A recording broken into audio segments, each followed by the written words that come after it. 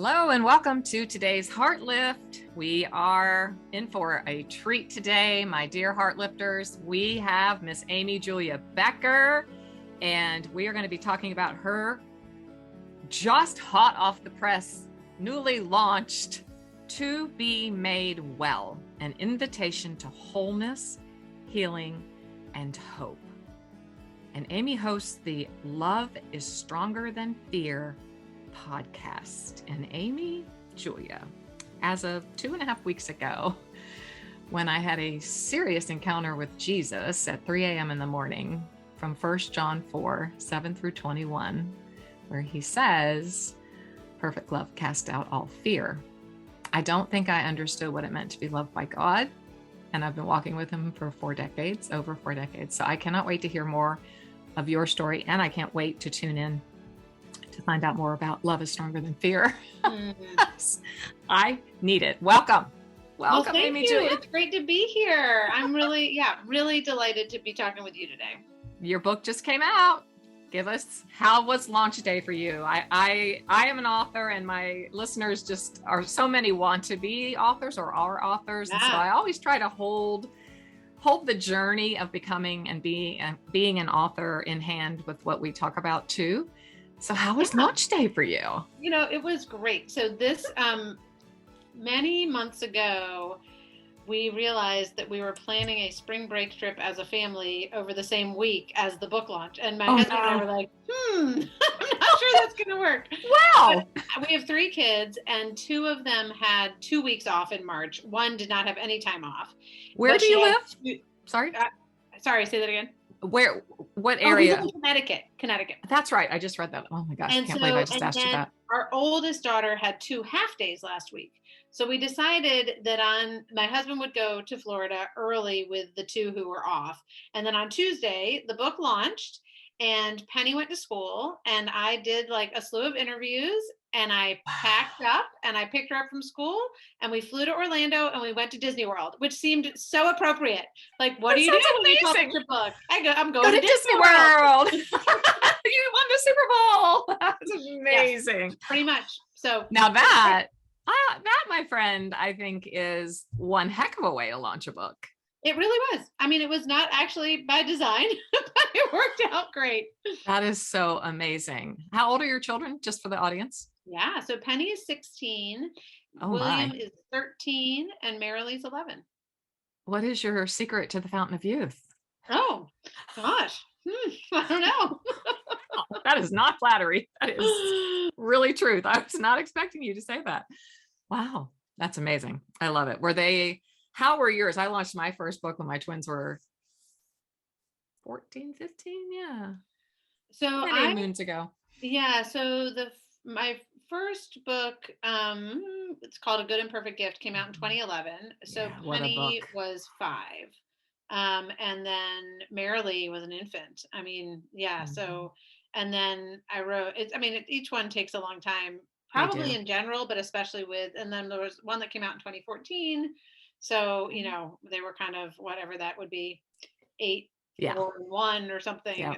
No, Marilee was older than that.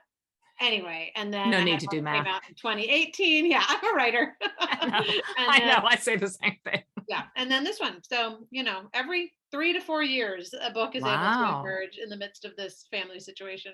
I love that you are continuing to do that alongside of being a mother. I think it emulates a beautiful picture for all 3 of your children. Oh, thank you. Yeah, I mean, it's fun. They I think really appreciate, like, they're glad that I have this vocation, and I think it feels special to them that I get to write books.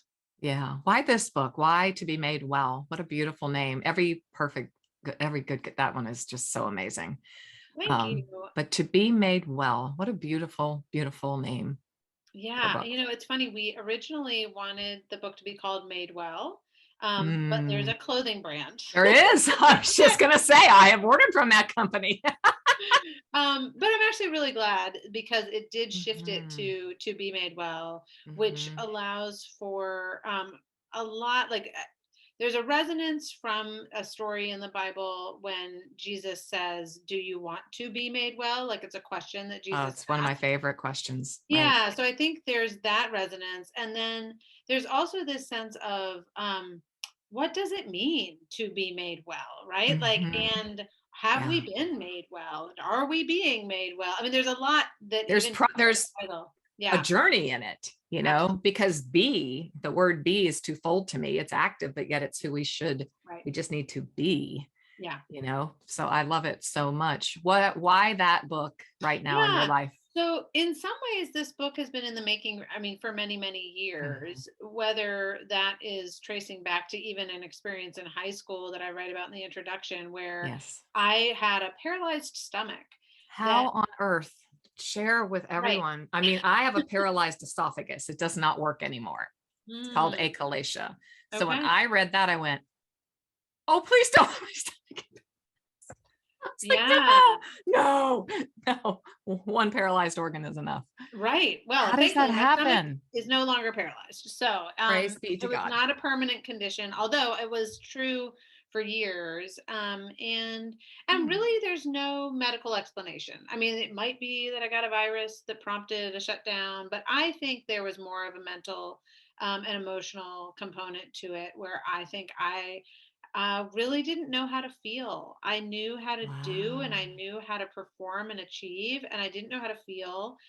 And I think I internalized all of these feelings that I didn't know how to feel, and then my body shut down. I mean, that's what I think happened Oh, I as I could look back not agree on it. with you more. And then I also think there was a physiological aspect to that Yes. because I did find years later a journal where I had written, I pledged to myself that I will only eat X number of calories per day. Oh, And I was really wow. living on like a subsistence diet. I mean, if you look at what they say, yeah, you can survive on this, but you're not, your metabolism is just going to slow down, slow down, slow down. So I think my body was actually doing some Mm, self protection by not yes. processing food, and yet it also, that was ultimately a really scary thing. But Wow. then because of where I was psychologically, I wasn't really that upset that I had a paralyzed stomach. It was kind of like, Sure. Oh, oh, I get it. okay, well that's easier than having to watch what I eat, because anything I ate sat in my stomach and then essentially came back up. But it wasn't, to be a little bit too graphic about No, this, there was no stomach acid. So it was regurgitated food. It wasn't vomit in the sense of no, it like, couldn't process. Right. right, it couldn't process. Couldn't break down.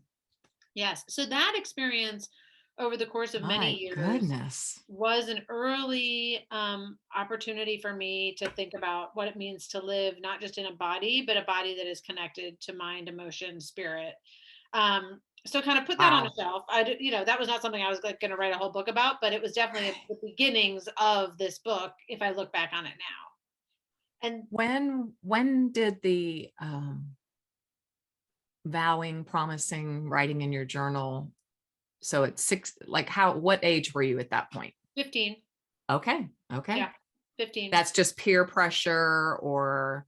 I think there's a combination of things, Mhm. where certainly I was in a social environment where I had lots of friends with eating disorders, and I was very conscious of, kind of going through puberty, my body changing, and had a real perfectionistic sense of what should not change, Yes. which is to say the number on that scale. And so there was that.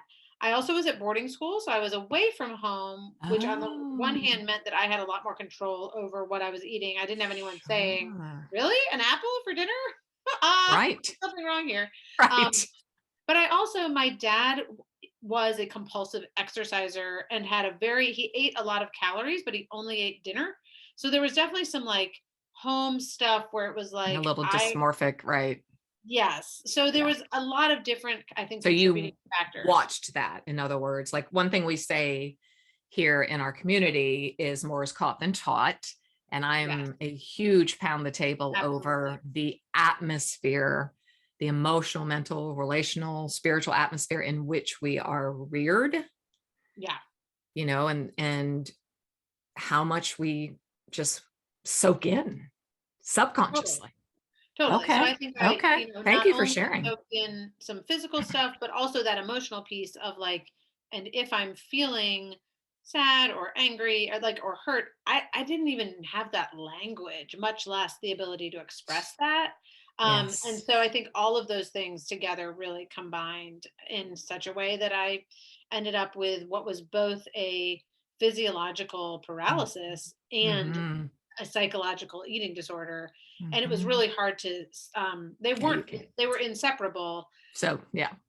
but I tried to separate them. And so that was Sure. part of why the healing, took a long time. But then in Yeah. terms of this book, I mean, again, it was about 7 years ago. I was experiencing just consistent lower back pain in such a way that every night I would wake up in the middle of the night and take an Oh. Advil. And Ooh. every day I didn't take Advil during the day, but I would be like, oh, I can't pick you up. No, you can't sit in my lap. I don't think I can lift that. Like it was impeding my life. And I Yeah. thought, what is going on? I do not want to live like this. And so I tried all sorts of different things and ended up having an experience with a yoga teacher where we sat down face to face, cross-legged, which did not feel good to my back or my tailbone, No. which had already started or also started to hurt.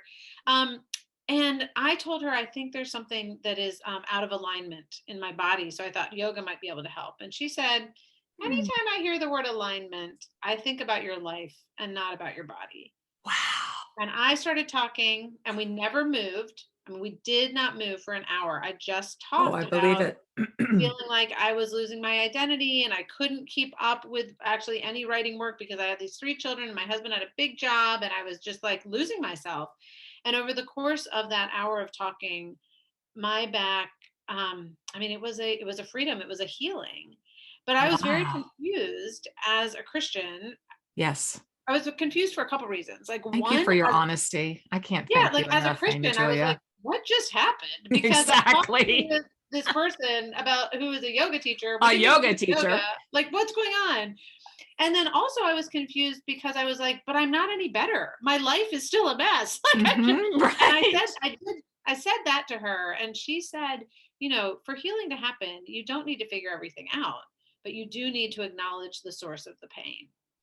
Say So that that one more time, man. That's a Yeah, lean you in. don't That's need a to lean figure in. everything out, but you do need to acknowledge the source of the pain. And that was just that word of truth to Wow. me that led me on a healing path that for me led me back to Jesus and to saying, wait Mm. a second. I've so often treated the healing stories in the Gospels as a way to understand Jesus's power, Jesus's compassion, what it means for, how love works. But I've essentially thought those happened back then because now we have antibiotics. And I really wanted to ask the question, is there more going on here in terms of both What the a great question. connection of mind, body, spirit, the connection Yep. that the restoration and healing God wants us to have within ourselves, with God, with other people. And so that really was, that was 7 years ago. And that led me on a personal journey that eventually led into this book. Wow. Before we hit record, which is when some of the best happens, Yeah. you had mentioned that in high school, you had gone to a Young Living camp Yeah. at that time was that during the paralysis of your stomach, that Yeah. whole season? Okay. I'd love Yeah. for you So to share that. let's see. So after my freshman year in high school, when I was still, more or less healthy, I had gone to Saranac for a Young Life camp. And it had been fine. It had been fun. I was a church going ish kid and thought this is Okay. great. And then it was my sophomore year where I had been hospitalized and my paralyzed stomach. And I was in a desperate place where I just thought I need to know whether God is actually real and if God actually cares about me because Mhm. I was really, really sick and I'm it not felt doing well. everything in my life was being taken away from me. So I went Mm. back to that Young Life camp I literally was only drinking cans of Ensure. That was the only nutrition Wow. I was getting because everything else was coming out of my body. So it's like, this is not good. And I had a profound experience in which I really felt like I had an encounter with the Holy Spirit. And what's interesting is looking back on that, I mean, my stomach did not change. Like I did Mhm. not get better in a physical or emotional way for a long time. But I did begin a relationship with Jesus that was personal and real. and life changing. And ultimately, I believe, was what led me to that deeper healing. Right. And so those things really did intertwine. And for me, it was an experience of deep need that led me to say, God, I need you. Right. And if you're real, I need you, and I will do whatever it takes to be a part of the work that you're doing in my life and around me. And yeah, that was, 30 years ago. And here I am. Wow. Can I ask or is it may I ask? I always get can and may mixed up. I think it's may I don't know. But anyway, what surrounded you in that period of time? Like, how did your parents respond? How did peers respond? Teachers? Did you go to therapy? Yeah, so I will say my best friend at the time is a woman named now, or her last name now is Feliciano, so Nero Feliciano. And she's a psychotherapist now, and she just read, To Be Made Well, and we've been talking about it. She's got her own book coming out soon. Like, anyway, we're both people of faith, etc. And she was like, AJ, I did not know any of this, and you were my best friend. So I definitely kept a lot inside. So I want to say that as a because, and I knew, Nero to this day, she's a therapist because she's always been the person you go to when you need to talk about something. A safe person. Right. Like, and she was absolutely safe at the time. And apparently I still was not talking to her about any of this. My parents, I would say, again, have some like emotional maturing that maybe didn't happen. And it was hard to therefore deal with a daughter. And I have 3 younger siblings.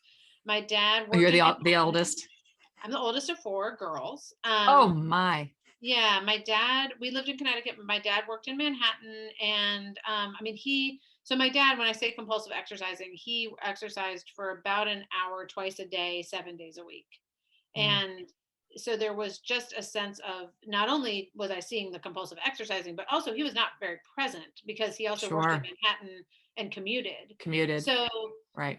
And then I went to boarding school, so there was just not a tremendous amount of like emotional support. And I think I had been taught that I wasn't supposed to need that. Yes, I was going to ask that. True, both culturally and in my family. So sounds like it was like the incubator of high functioning people. So I was high functioning the whole time. I think that's so like, it's a side project for me when I finally raced to my PhD, because I have seen so many, myself included, who are so high functioning. That's not an ego thing. That's just a type push thing. I don't even know what that is. It's like, that's what I'd love to wrestle with. It's like, but that's how you were shaped and formed, probably was in your DNA, firstborn, la, la, la, la, la. But then it goes to the very, very unhealthy side. Right. And you don't give yourself permission to be real or average. To be needy. Or be needy. I felt like honestly, I feel like the support I got was from the Lord in that time.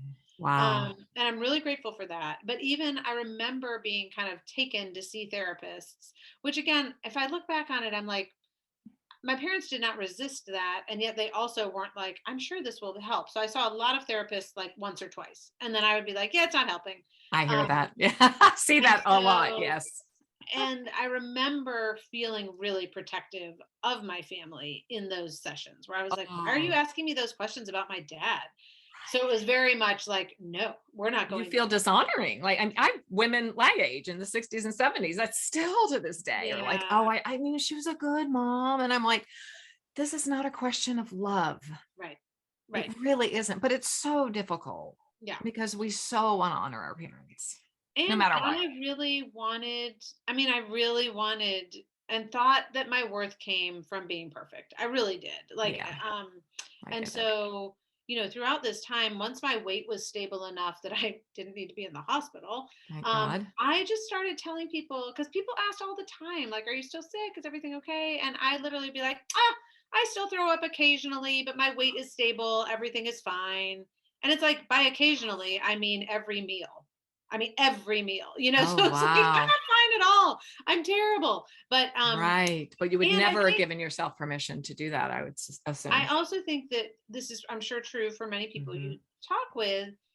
Healing usually feels worse at first. It's like awful. you got to strip it all down, and you got to deal with all the infection and dig it out, and it's painful and it's gross, and hard conversations and boundaries and yes, ma'am. Yes. I think there was also a part of me that was like, this isn't working all that well, but it is better than having to deal, so. Oh, Heartlifters, I want you to hear that because I preach that all the time. Yes, it's so hard. It is not easy, but it is empowering. But you have to make sure you have the proper support, underneath you. And I know in high school at 15, 16, I certainly did not. Yeah. So, and I'm a heck of a lot older than you, but it's still, there still is that barrier, as you talk about, in to be made well, barriers with mental health and emotional health, and relating that as being a follower of Jesus. Would you agree or disagree with that? And you do not have to answer. Yeah. Oh, I do think so. I think there are a couple different ways that we can think that all we need is prayer, and that there's something wrong with us if by praying we're not getting kind of the solution, Yes. Or that like healing is a matter of having enough faith. I mean, that was something in writing this book. That's huge. It was so good for me to recognize that, like, there's that passage where Jesus is in the boat and there's the storm, and they come to him and they say, "Don't you care if we drown?" And he calms the storm. And then he says, "Oh, you have little faith." It's like, okay, they had little faith and he calmed the storm. Like their faith is not what prompted the action on Jesus's part. Thank you. Yeah. So it's like there are a lot of everyone take a sigh, big sigh of relief. Yeah. And I really think even from a medical perspective, there's a lot of times where we need to basically be able to interrupt a destructive cycle. And I think that both antidepressants and medication, like physical, like painkillers, can interrupt. But really, if that's what we keep doing in our society, is we just keep the interruption going instead of saying, no, the interruption is so that you can do the healing work. So I think that, and actually, honestly, even therapy can be a good interruption. I agree. 100%. Keep going back to therapy, and don't do that deeper healing work. You want the therapist to do the work for you. Right. And so, and you want Advil to do the work for you. You do. Or Prozac. I take an antidepressant. I'm not ashamed to say it, but I did it. I know in my super spiritual state back in my 30s and 40s, I was so like Bible teacher and, I can't, no, you can't take it. I mean, absolutely. Like you just didn't do that in my denomination. And so I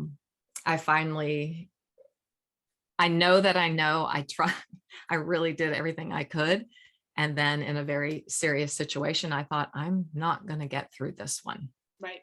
And I'd had doctors since I was 16 telling me, I can remember at the Naval Hospital, my parents were in the service. You need, an antidepressant. And I was like, I don't need that. I mean, it was just, obviously they saw something I didn't see. But I do remember, and in my work today as well, try to do what is possible. Right. But like you said, to come alongside and give your body, like mine, serotonin, right, that needed it to be able to do the work. Right. Exactly. Yes. Right. Yes. So faith and mental health, that is something that we definitely cherish and want to talk more about. You give us, Amy Julia, AJ, that's so adorable. You give us 4 barriers to healing in this book.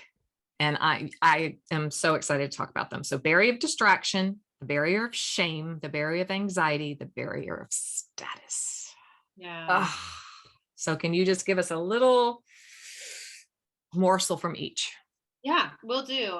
So the barrier of distraction is that surface level, whether it is the entertainment by scrolling through any social Yeah. media app, the distraction of just productivity, of getting things done. Like, what's the next thing on the list? I'm just going to keep going, keep going, keep going. Or the distraction, whether it's of like shopping or drinking wine or watching television, right? Like all of those things can keep us on the surface of our lives.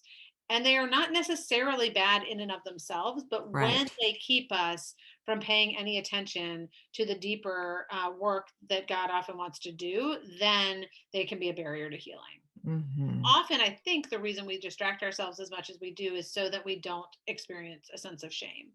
Because usually, I think what we have to identify pretty early on in a healing process is the places where we feel shame. And for most of us, that comes out as a not enough. I'm not good enough in this area. I'm not I'm not a good enough parent. I'm not a good enough worker. I'm not a good enough, exerciser or whatever it is. Yes. Right? I'm just not a good enough church member, a good enough Yes, parishioner. I'm not a good enough Christian. Absolutely. Good enough Christian. Right. And so that's where I think shame can keep us from healing, because we're so afraid of actually experiencing those feelings, and we're afraid that God actually doesn't want to heal us, because if these things are true, then I don't know that I get healing, right? Then the next barrier would be anxiety, which I believe for many of us fuels a lot of our activity in the world, where there's a sense of I keep going in order to prove myself. And I'm afraid that if I stop, if I pay attention to pain, if I ask for help, if I admit my need, then again, what if love is not real? What if it's not for me? What if healing's not possible for me, right? There's a lot of fear there that can actually be a barrier to healing. And then finally, status is this sense that, especially for those of us who are in a higher socioeconomic position within our society, or what's considered higher in our society, there is a degree of both pride and a sense that I am what I do. And so my achievements make me who I am, and my status makes me who I am. And if I believe that about myself, then I am never going to surrender to the healing that God has for me, and I'm never going to recognize the need I have for other people.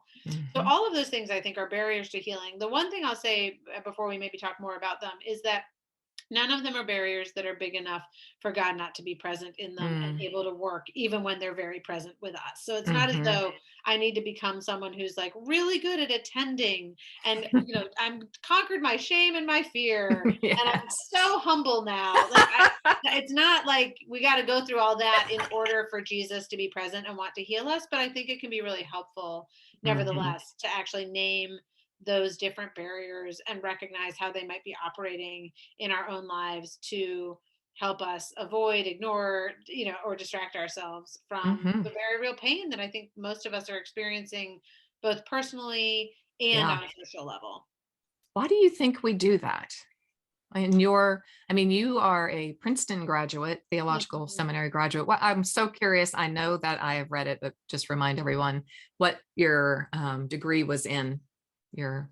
So undergrad, I was an English major with an African American studies minor, so literature essentially. I love it. Yeah. And then I got an MDiv, Master's of Divinity, from Princeton Seminary, where again, actually, I wrote my thesis on Flannery O'Connor. So again, literary minded in both cases, but that was, really just my favorite aspect of the MDiv was the biblical studies part. What was your take on that? Like what was it? I was looking actually at Flannery O'Connor's theology of disability. So how does she incorporate characters with disabilities, and what is she trying to say about grace, about God, about humans? Yeah. So it was really fun to work on. Is that a future book? Every so often I think about returning to it, and I haven't. I don't know. Was there, I'm just so curious, was there a reason you looked at the disability aspect, or was that just? Yeah, so our oldest daughter, Penny, has Down syndrome. And so I have been particularly interested in disability and theology really since she was born. So that's now 16 years ago. And Wow. yeah, and so for whatever reason, I guess I just was reminded of Flannery O'Connor somewhere along the Mhm. way in seminary, and I thought no one's really written about this, Mm-mm. and that would be interesting to explore. So that's So exciting. fascinating. Yeah, Yeah. that would be such a great read. I would enjoy that so much. In your own journey, then, what do you think was it all the above that you've already told me? The avoidance of the pain? Was it just ignorance? I would say, not Hmm. knowing in the beginning, you didn't have an emotional Yeah. intelligence, Right. but as you grew and developed, I would guess your hunger for studying that and understanding what was going on in your own self. Yeah, I think there are two things. Like, I am really convinced that our American culture, Western American culture, really communicates to us that we are what we do. And It so does. there's a sense of Hmm. achievement is what makes you who you are. And Hmm. I have been given, in terms of my body and mind and like socioeconomic position, Hmm. and even my like faith, right? Like I have been given a Mm. lot that allows me to look like I am achieving the way I'm supposed to be. I'm so thankful. You're so honest, Amy Julia. This is such a conversation that needs to be brought Well, forth. thanks. And then I think, when I look back at myself as a high school kid, it's like I had all the achievements, right? Like Mhm. I'm going to Princeton University and I can't keep food in my stomach. I mean, this is not Where's going this? well. Where's the disconnect? There's nothing This going is well here. not going well. Yes, that is so right. There's And it's such so a true. I mean, dissonance. and yet for me, that sense of, for me to lay down my achievements as my place, like the way I receive worth and value, Mhm. was truly like, well, what will exist, right? What's there? And Who am I? it's just an incredibly long process of coming to believe that God's love for me is not conditional, which we say all the time, but like Mm. actually believing that. We believe it here And in the head. it is, but it is foundational, right? It's not Yes, conditional, but it is foundational. And if that's I'm good. going to, and so it's so interesting because if I believe that I'm beloved, Mhm. doing can come out of that. I mean, it's not as though I'm beloved and that means that I should be passive for the rest of my life. It's like, no, no, like that's where you're achieving, so to speak, but like your doing can come out of that being. Yes, But if you think that your doing is what creates your being, then yes, you're going to be really messed up. And I think that's where a lot of us are. And I that's think well said. we need, the other thing I will say is I believe that God's healing. Henry Nouwen has a beautiful book Mm. called Life of the Beloved. Mhm. And in it, he writes about bringing our brokenness under the blessing of God, Mm. believing that our brokenness is even a part of our belovedness, as opposed to Yes. over here, I need to get healed and Mhm. then I will be God's beloved. Yes. Rather, like, no, no, no. Like, and you don't even know your brokenness, that's going to be a part of God's healing Mhm. for you and for the world. And so there's just a deep trust in the healing love of God Mhm. that I think is like really hard for certainly Americans. I don't know about the rest of the world, but to believe. But if we can Mhm. surrender to belovedness, there's a tremendous amount of healing that can happen. It's just amazing that you said that. It is just an engaging conversation about the scripture. I am accepted in the beloved. Mm, It yeah. was where my healing journey started in my 20s. And I Wow. didn't understand what that meant at all. Hmm. But I was trying to deal with roots of rejection in my life. And so I went to the scripture and I thought, what's the difference of rejection? And I looked up in the old strong concordance and found acceptance and went with that. Mm, Is that a part, like in the very beginning of the book, in part one, you have the nature of healing restored to self? yeah. Is that what you're referring to here? That we truly need to be restored? What does that even mean? Because that self word, Amy Julia, in the Yeah. Christian tradition is still not a really beloved word. Yeah. I mean, what comes to mind immediately is love your neighbor as you love yourself. If we don't know how to love ourselves, which I really think means if we don't know how to receive the love God has for us, Thank you. then we will not know how to love in return. Mm-hmm. But in terms of what I mean by being restored to self, there are really two components to that. One is the mind, body, spirit connection, because we've bifurcated them, like we've divided them into different parts of ourselves instead of recognizing an integrated whole. Right. But also being I'm looking in To Be Made Well at the story of the woman who has been bleeding for 12 years and how her healing is not complete when her bleeding stops. In fact, Thank you. it's like that's like almost the icing on the cake, right? Jesus Mm-hmm. is like, you need to come in front of me.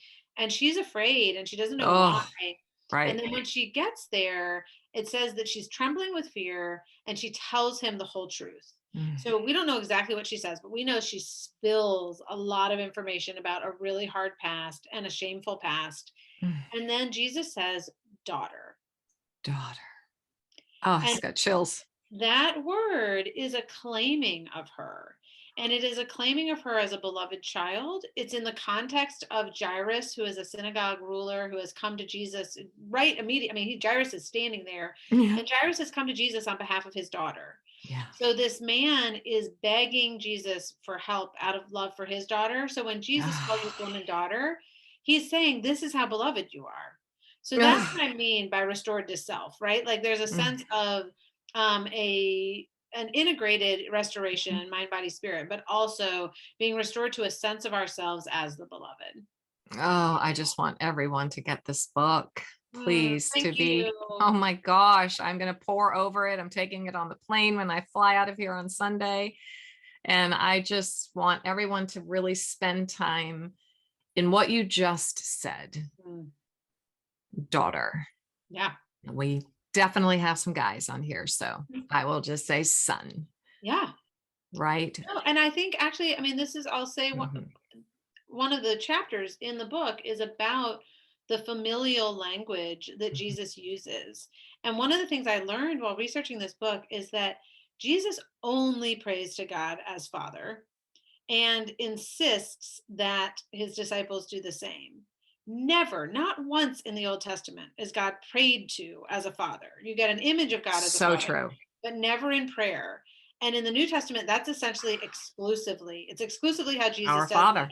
It's exactly our Father. That's how you pray. And that is not a patriarchy thing.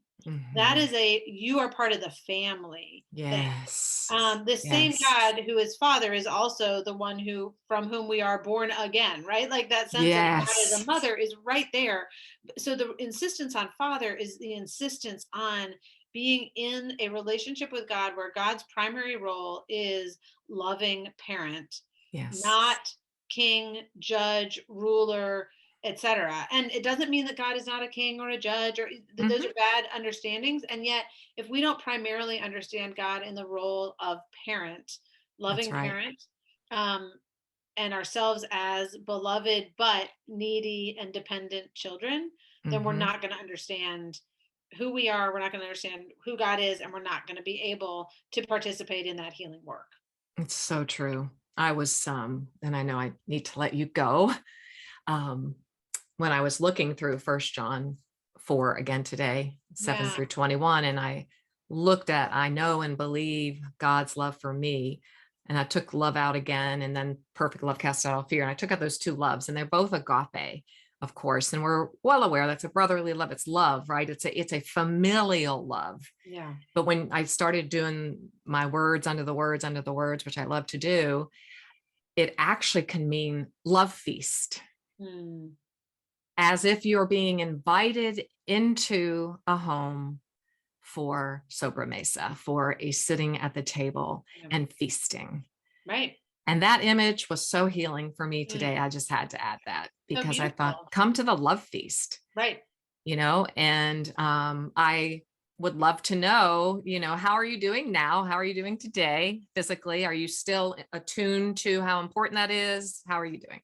Yeah, I'm actually, that is part of what has happened for me over the course of these 7 years has been a much greater attunement to the ways in which my emotional and spiritual, the way my body signals emotional and spiritual reality. And so Oh, I have noticed, like, even just this past week, my Achilles tendon was tight. And I was kind of like, oh, yeah, I walked a lot, which I did. I mean, I walked many more miles on Friday than I have in a long time.